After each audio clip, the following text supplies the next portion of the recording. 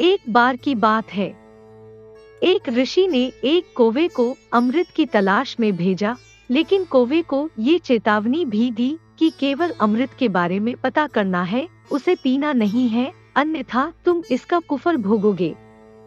कौवे ने हामी भर दी और उसके बाद सफेद कौवे ने ऋषि से विदा ली। 1 साल के कठोर परिश्रम के बाद कौवे को आखिर अमृत के बारे में पता चल गया। वह इसे पीने की लालसा रोक नहीं पाया और इसे पी लिया, जबकि ऋषि ने उसे कठोरता से उसे नहीं पीने के लिए पाबंद किया था। सो उसने ऐसा कर ऋषि को दिया अपना वचन तोड़ दिया।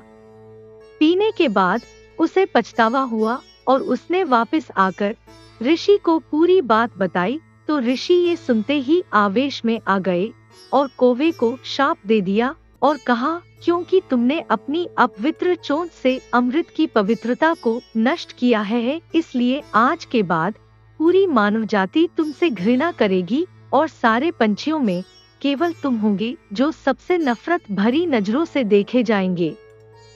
किसी अशुभ पक्षी की तरह पूरी मानव जाति हमेशा तुम्हारी निंदा करेगी। और चूंकि अमृत का पान किया है, इसलिए तुम्हारी स्वाभाविक मृत्यु नहीं होगी, कोई बीमारी भी नहीं होगी और तुम्हें वृद्धावस्था भी नहीं आएगी। भाद्रपद के महीने के 16 दिन तुम्हें पितरों का प्रतीक मानकर आदर दिया जाएगा।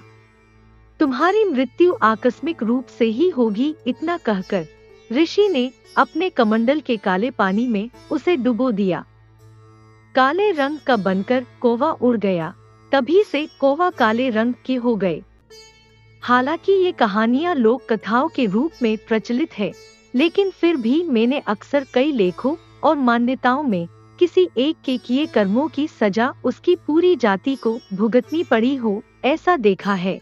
लेकिन मेरे विचार ये केवल काल्पनिक लेख ही होंगे, क्योंकि आधुनिक युग की परिभाषा में जहाँ लोग तर्क करने की क्षमता रखते हैं, किसी भी धारणा का अंधा अनुकरण करने से पहले ये सब पहले के जमाने में लोगों को कुछ शिक्षाओं को उनके मानसिक स्तर पर समझाने का एक प्रयास ही रहा होगा, ऐसा हम मान सकते हैं।